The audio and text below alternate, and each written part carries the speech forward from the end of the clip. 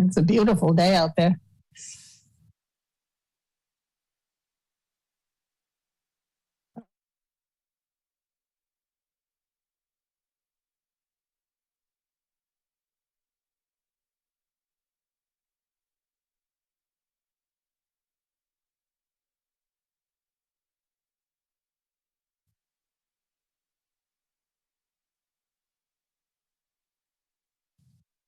It's a beautiful day out there.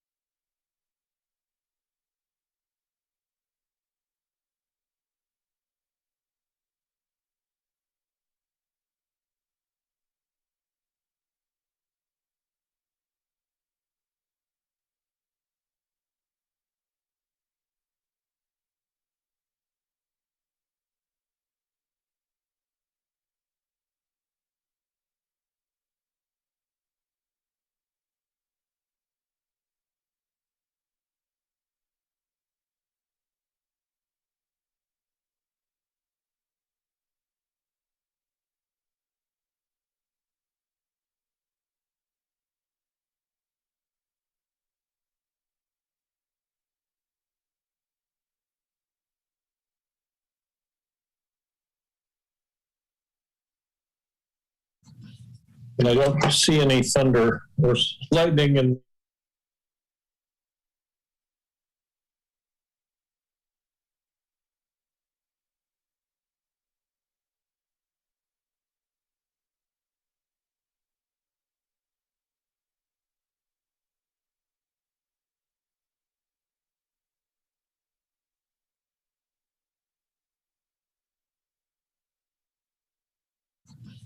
I don't see any thunder or lightning, and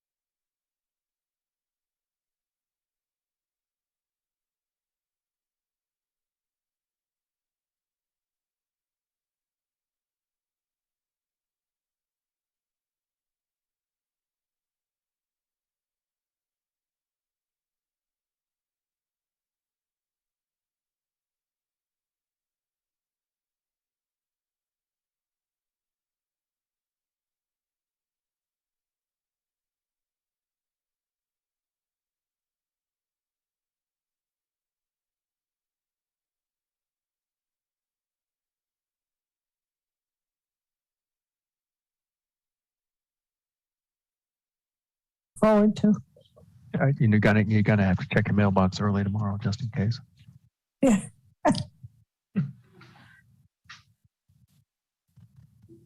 Only if I could. Okay, so we're on the air? Yeah. Okay. Good evening, everyone. I'm Tom Boak, Chairman of the Kennebunkport Planning Board. This is a virtual planning board meeting. We're using Zoom conferencing format. The agenda is on the town's website with the information needed for the public to participate in Zoom format or by telephone. If you wish to participate through Zoom, you can join this webinar ID 891-3916-1561, which you can also phone in at 929-205-6099. Be asked to enter a meeting ID number followed by that same number followed by the pound sign. As always, you can watch us on the television channel 1301, stream us on YouTube at Kennebunkport Television. During the meeting, only the planning board and current participant are selected to be on the screen with audio connected. All other participants will be blacked out with audio muted except when the board solicits public input. If a public hearing is on the agenda in a particular topic, as both items tonight are, the applicant and board members will have discussions, after which I will open the public hearing. At that time, anyone who wishes to be heard should raise your hand in Zoom and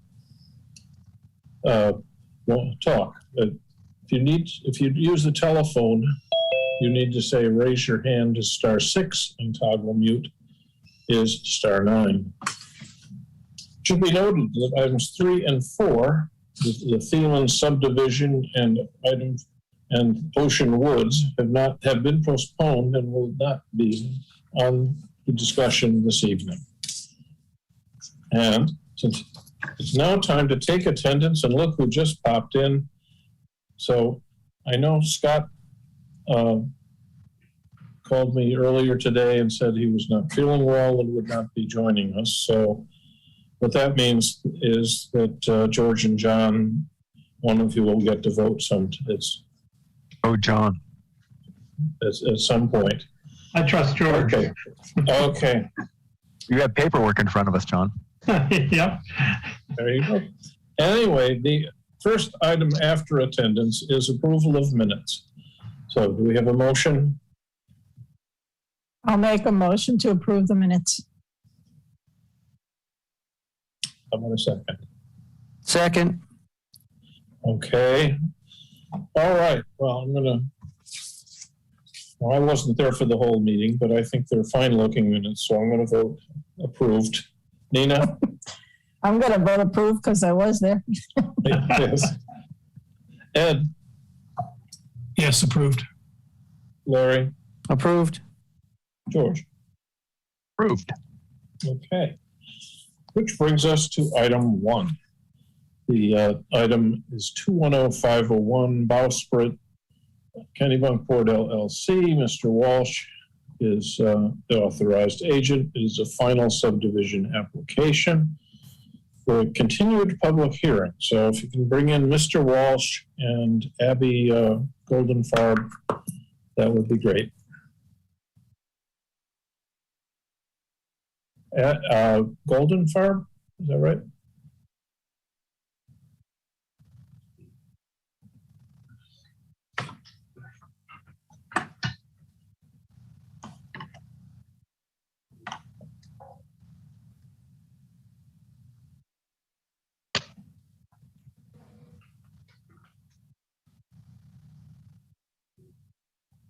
All right, well, I'll recognize Bill. Okay, there they are. So, Bill, proceed. Sure. Thank you, Mr. Chairman. Since we saw you partially last time and saw some of the others last time, we have gone through a review with Acorn Engineering on the stormwater. They have prepared comments, and we addressed all of their items. I think individually one by one. I don't think we had any significant issues with any of the questions that they asked. A lot of them were sort of technical engineering adjustments, I'll call them, just to get everything lined up so that we saw it the same way. And I think with that, I don't have a whole lot. I don't have a lot to say other than that's what we did for the resubmission to you, and I trust everybody got a copy of that, at least by email. Yeah, I got it yesterday. It's dated yesterday, so that's pretty good. Okay, John, do you have any issues or questions at this point? No, other than since we did not get a chance to review the Acorn or Bill's response, I had a conversation with Werner, who agreed that for the final plans, he and Bill would work to determine what kinds of changes they needed to make to the plans so that we could issue permits. And I built that into the FOF to accommodate what we agreed to last time, that is to get the FOF done this evening. Okay. Does anybody else wish to comment? Werner, you're concur with that? Yes, that's correct. Some of this I think was just, was timing, with some back and forth. The adjustments I think were all, relatively minor in nature, and some of the, one of the concerns that was brought up, relative to foundation elevations and how that might affect stormwater, I think has been adequately addressed. Bill and I discussed, a range of elevations to have, that'll be provided to, the purchasers of the property, and that get passed on to the, to the future builder. And as long as, those, the foundation heights fall within, the range that's specified by Bill and his team, that would be fine. If there's any significant changes outside of those parameters, then Walsh, as the engineer of record, would need to weigh in and provide some modified, elevations. So we've got a process figured out, and I'm feeling comfortable with that. Okay. Any board members have comments at this point? Nope. Shaking your heads, no. Okay. Nope. Well, in that case, I think since it was declared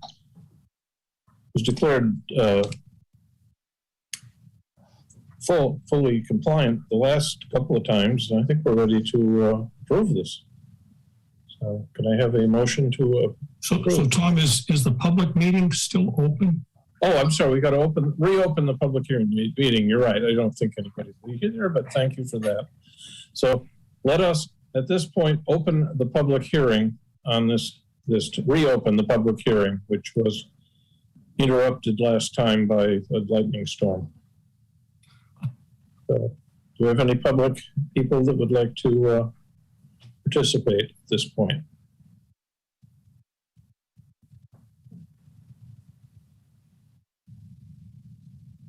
No. Okay, good. All right, well, then I guess I will close the public hearing, and now I will ask for that motion. I would move that we approve this application. I'll second that. Okay, so let me go through the usual list. Just throw away. But anyway, so Nina, I'm in favor. Nina? I'm in favor.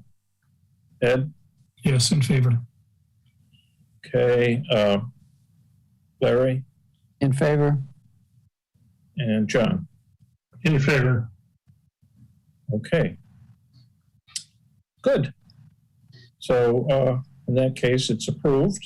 And now, actually, Mr. Harcourt has a finding of facts to read. I do indeed.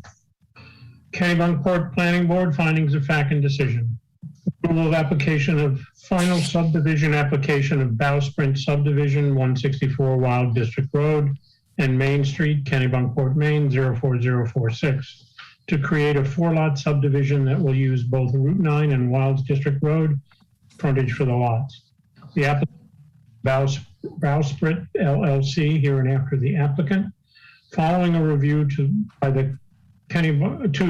pursuant to the Kennebunkport subdivision regulations and land use ordinance held on September 1, 2021, and public hearings held on September 15, 2021, and October 6, 2021.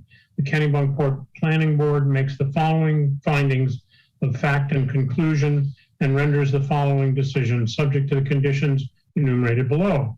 Finding of facts are as follows. The applicant owner is Bowsprit Kennebunkport LLC, here and after the applicant, with a mailing address of 15 Sullivan Street, Charlestown, Massachusetts, 02129. The applicant property has a street address of 164 Wilds District Road, Kennebunkport, Maine, 04046. The applicant property is identified as map 22, block 3, lot 06 on the municipal tax assessor's maps. The applicant's property is located in the Cape Porpoise West zone. 5, the applicant has demonstrated a legal interest in the property by providing a copy of warranty deed recorded in the York County Registry of Deeds, book 18607, page 487. On May 5, 2021, applicant authorized Walsh Engineering Associates, Inc. of 1 Karen Drive, Suite 2A, Westbrook, Maine, to act as their agent for this matter.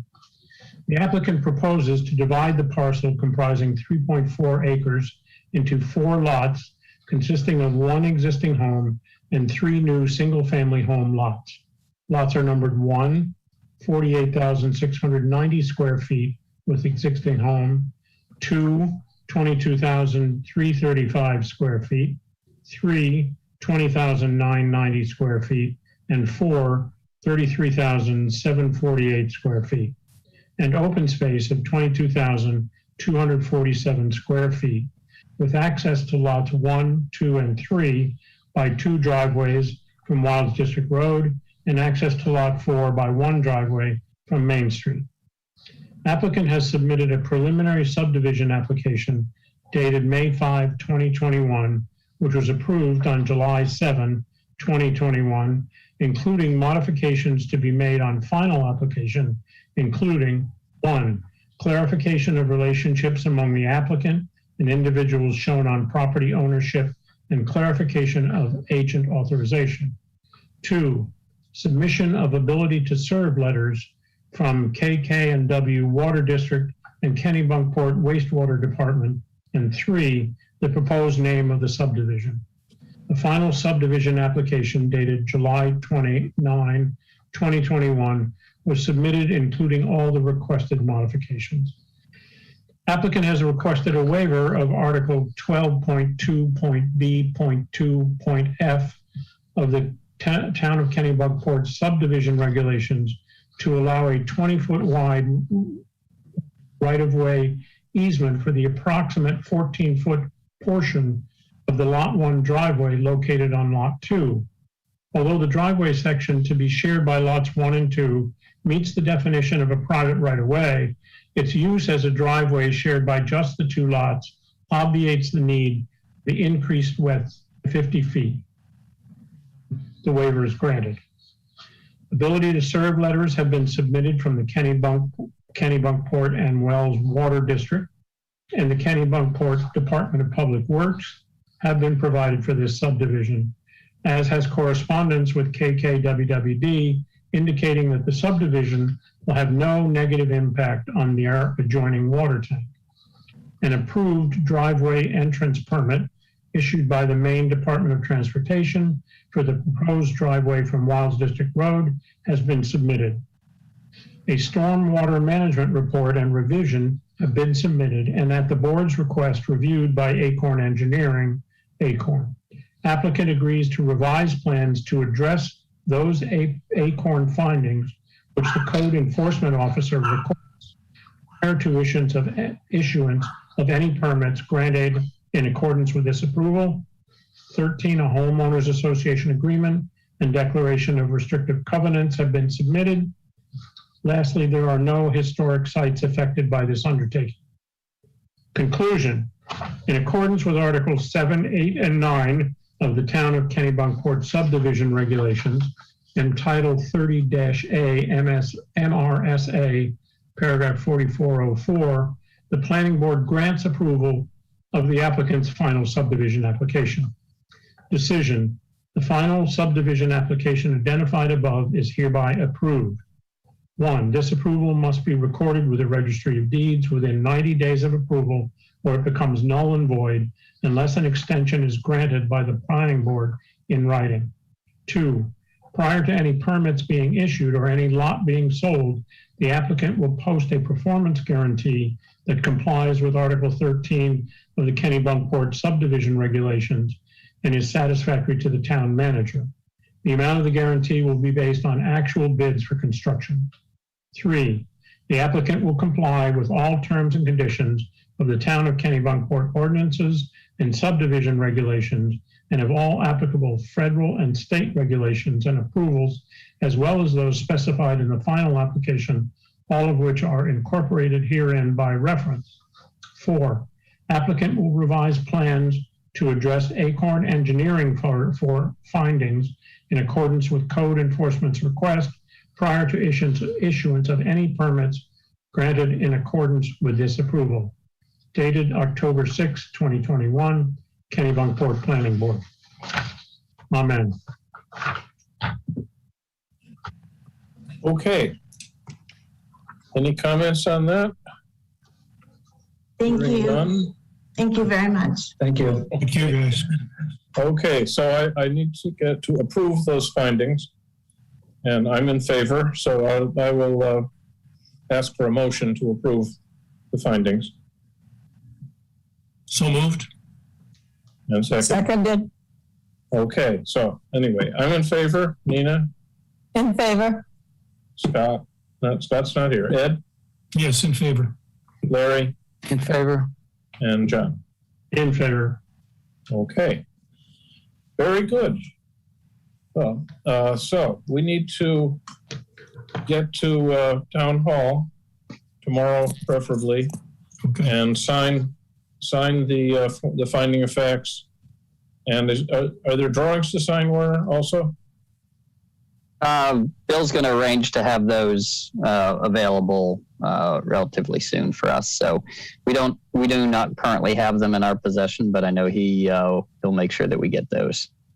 Okay. I'll get those just as quick as I can. Do we need to sign the findings before they? I mean, should we wait for both? Yeah, I mean, if you're going to wait, I mean, it makes sense to just do one trip. Come in to sign them both, and we can certainly let the board know when those are available to sign. Okay, that's probably easier. Yep. So, yeah. Okay, so when That's we great. hear about that, we have everything ready to sign, then we'll all get into the board to sign them, into the town hall to sign them. So thank you. Bill, it might be as early as this week, right? Yes, I'm going to shoot for definitely getting them there by Friday. I'll try to get them there tomorrow if at all possible, but Okay, we'll shoot for Friday at the latest. So thank you to the board for your consideration on this. Thank you very much. thank you. Okay, thank you Looking very forward to much. seeing the progress. Yeah. Yeah, me too. Thank Okay, which brings us to item 2. So if we can, those folks can go off, and Mr. Doe can come on to hear about item 210802, Sand Dollar Condominium, Sebago Techniques, authorized agent. So I don't think so. Heather Moats, if she's available. Okay, great, thanks.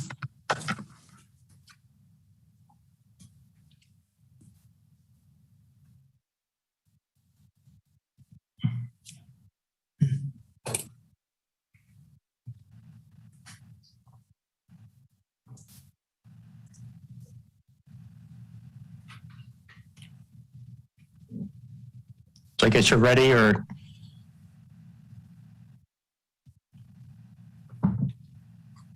Okay, we're ready as long as you there. Okay. So why don't you proceed, Steve, and realize that many of us were either attempting to listen or not online at the time, so it's probably better off repeating the presentation. If I could share my screen, I'll pull up the drawing and go over that. Good. All right, I can do that now. Can you see my screen? Yes. Yes. All right, so just for clarifying, so this is Dyke Road over here. And this is the box culvert that goes under Dyke Road as you get close to Goose Rock's beach area. And the plan is to stabilize the shoreline against the larger of the buildings on the property. This is an office and some units in here. There's a deck over here. And this is the river kind of channel area, and that all flows down, goes through this culvert and then out on an outgoing tide. On the ingoing tide, it comes in and goes that way. And this embankment right here has been eroding, seems like fairly rapidly recently, within the past, 4 or 5 years. And it's getting closer to this deck. So the plan is to riprap this area right in here to stabilize that. And then we'll be revegetating a couple spots like over here. Very similar to what we did on Main Street in town there. Very similar detail on this. It's just this is a larger area. We had to apply to the Army Corps of Engineers and the DEP. We have received the Army Corps of Engineers permit, and DEP has accepted our application, and I believe they're anticipating approval by January is their timeline. And with that, I guess be happy to answer any questions that the board has. Okay, I don't have any. I know Larry mentioned to me he had some questions. Why don't we start with Larry? Okay. So I appreciate this, Steve. And I will say that even though I got the Zoom connection, knocked offline by the thunderstorm last week, I was able to phone in and I listened to your presentation. It was very thorough, very appreciate what you've done on this. So I have a couple of questions. Mm-hmm. So I noticed that your reference is the North American Vertical Datum 88, right, for the water depth out there. And so, and I know that, well, I don't know exactly how you determine the size of the boulders, but this is a velocity problem, right? So the boulder size should be related to the velocity. So is it possible to derive a velocity which would occur due to the NAV D88 storm? Knowing that the culvert here is your control point, right? Because all the water is going to flow through here. So it'd be very useful if you could do that to support the boulder size. Now, Well, I know the boulder size, the way they did size it, and I'm not the engineer, so I'd have to defer to them as to how they sized it. okay, It does match the riprap that's around the embankment that on the culvert itself. Okay. Well, that's good. That's really good. Yeah. In fact, I've been out there. I've looked at this, and the boulders are an interesting size. And anyway, it'd be very interesting if you could document the associated velocity and some sort of basis of design on your drawing, one of the drawings.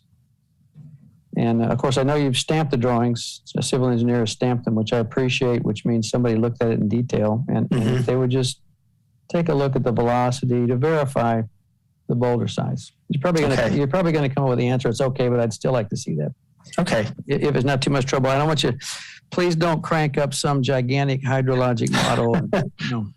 I'm sure they figured it out. I think there was some logic behind it. I just don't know how they did it, but I know they did look at that. So I'd appreciate that if you would do that and Okay. put it in the basis of design on the drawing, document the basis of design. And of course, when I ask for documentation and basis of design is because I know there's a storm coming sometime in the future that would defeat this. And so without a basis of design, you kind of have unlimited liability, right? So you want to qualify the limits of your proposal here.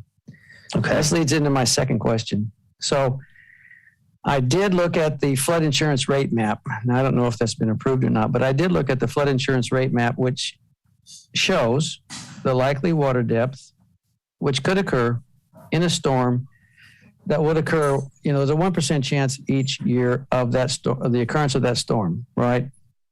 So that's a lot deeper than the NAVD 88.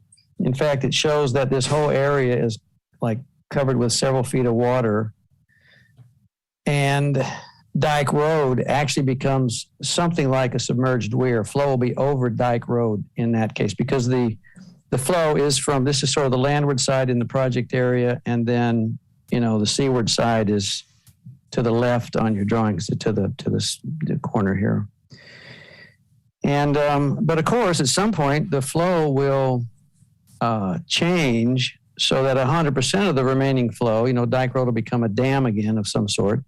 100% will be flowing through that box culvert, which now truly is a control point. So my question is, how would your proposal perform in the occurrence of that 100-year storm, essentially? And the reason this is, I think, a concern, well, and of course, this leads into sort of the reason I'm asking this is whether you've had a chance to discuss the pros and cons of your proposal with the owner. In other words, I am aware to some extent that there was more land in here, that it has eroded because, like you said last week, there was a culvert, a circular drain pipe in there, which was replaced by this bridge. Okay, and of course, when the bridge came in, and I guess the area open to flow increased, which meant that the velocity in and out increased, which is what caused the erosion. And now you're trying to stabilize what is essentially a stable slope. You're adding riprap to what is essentially a stable slope for some known condition, daily flows and/or, in fact, the NAVD 88. But what happens if you get the 100-year storm? And how would the velocity that would result in that 100-year storm affect your proposal, and in particular, the boulder size? And, okay, I'm sort of speaking on behalf of the customer, but your customer, but what are the customer's expectations about the performance of your installation for an occurrence which would exceed the NAVD 88, such as the 100-year storm, which is shown on the flood insurance rate map? Now, of course, I know in that case, the building is going to get flooded, but would the embankment remain intact? And does your customer care about having the embankment remain intact should you get that sort of a storm? So this is kind of what are the expectations of your customer about the performance of your proposal? And, could you discuss limits, pros and cons of what you're proposing for not only NAVD 88, but also for the 100-year storm? And that's really it. Okay. No, that makes sense. I can't answer that right now, but I'll definitely get with our engineers and talk about that. I'm sure they've taken that into account, the 100-year storm. That'd be great. And obviously, I would assume that Heather, they want that riprap to stay there and protect the building. That's really the whole purpose of this. Yeah. And DEP and Army Corps was very specific that we couldn't riprap more than what we're proposing. They want the marsh.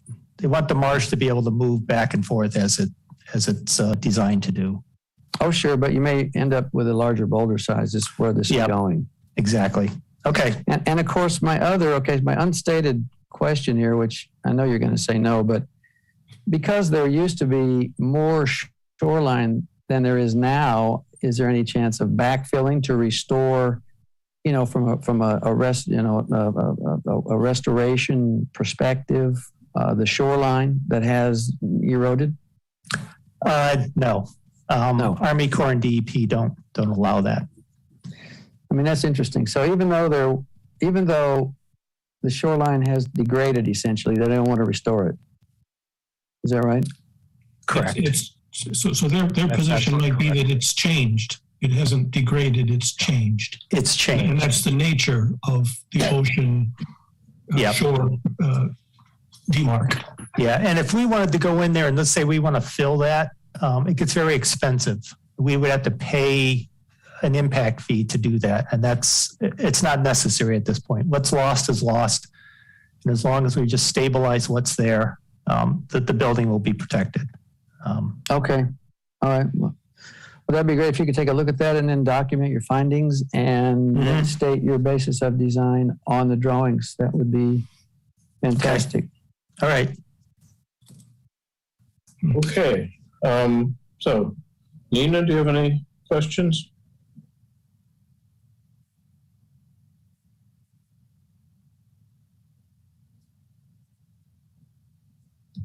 Sorry, I couldn't unmute there. No, I don't have any questions. No. Okay, fine. Ed? I was just curious what, when you say you're going to revegetate, what do you use? This is just for my own interest. What will you use that will survive in that marsh-like environment? There is salt-tolerant plants. If you get an opportunity to go by the Main Street project that we did, where we stabilized that with riprap, and you can see where we planted plugs of salt-tolerant vegetation. Basically, it's like whatever's growing in there, we're just replanting it. Okay, And it's actually done very well. It's filled in very nicely over there. marvelous. Yeah, Is it mostly Spartina? I believe so. There was two types we used over there. One did really well, one did not, because I think one was submerged more than it should have been. So the owner went in there and planted the one that was doing well. Yeah.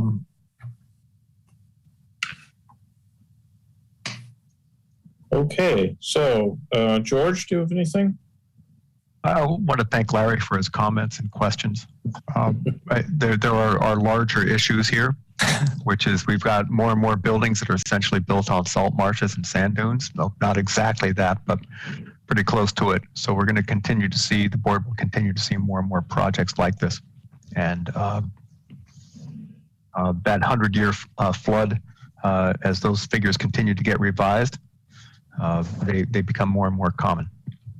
And we've all been exposed to and aware of the rising ocean level. And I think that Larry's scenario is a very real one, potentially. I'll leave it at that. Can I add to that thought, George? That I think you're absolutely right. And as Larry was talking, I was thinking we're using that 100-year storm as a leverage point for the question. But really the question is, regardless of who's contemplated what the 100-year storm might be, we're asking, when you put a design like this in place, is there a way to say under what condition? What is the limit at which point it will break down? And whether that is the 100-year storm or twice the size of the 100-year storm, it would be interesting as each design is put forward to have a way of documenting what is the excess that it could bear. As I said, it is a larger issue. It's beyond the scope of the discussion of approving the riprap, Yes. but water finds its own level.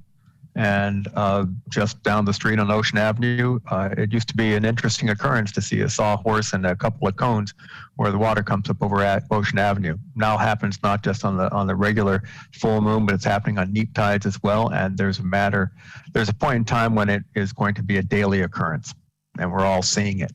And houses built on salt marshes and sand dunes have, under those circumstances, may have limited longevity. I agree with you. I agree with the Army Corps of Engineers and the DEP, who won't let you extend the salt marshes, who won't let you repair to what it was before, because basically in the future, you're not going to see those houses there because they're not going to exist anymore. I mean, the writing is on the wall. It's not 100-year storms. It's basically a slow progression of the ocean taking back a certain part of the land. And people have to accept that. We all remember those two houses down at the end of the Rachel Carson and Wells, right on Route 9, where you couldn't miss them, that were condemned not long after they were built, and they slowly had to be removed because they were sliding off into the cove. These are dynamic systems. I spent years studying salt marshes, amongst other wetlands. This is, water finds its own level. I know the building. I know the building well, but we are all staring at a clock. And I think the riprap is fine.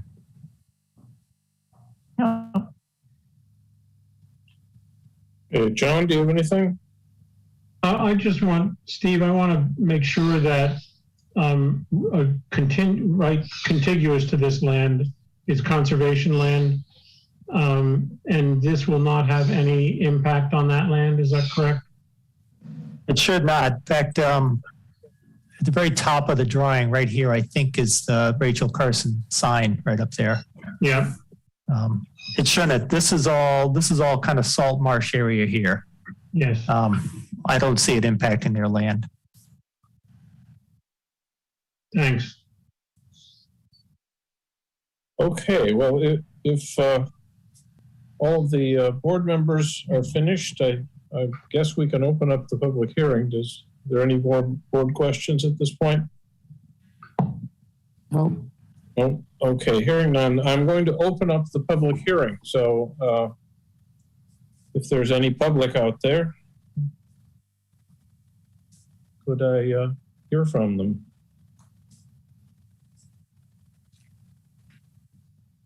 No hands. No hands. Okay. Well, so Steve, you I think that Larry had some information he wants to have for next time. So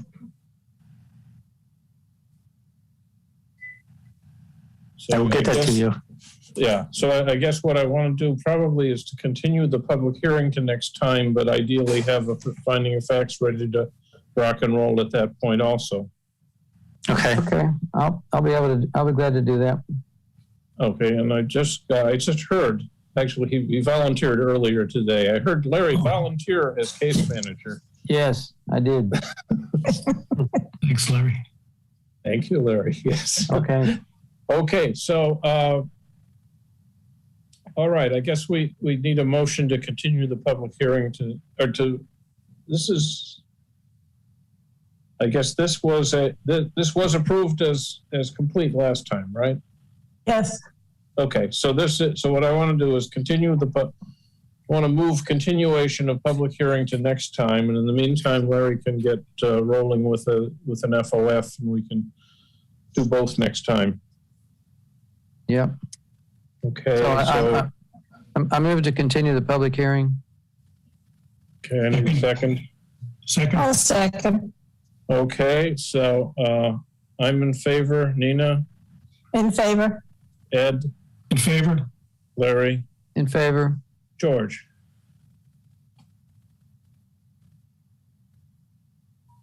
Or John? George. One of you. I'm in favor. It was so exciting. I'm sorry I was muted. Didn't know I was going to be called on. Yes. Well, anyhow, so we'll see you next time, Steve, and I'll take another motion. I'll make a motion to adjourn. Second. Okay. And all in favor? Aye. Aye. Aye. Have a good evening. Good night. Thank you. Everybody. See you next time. Bye-bye. Bye.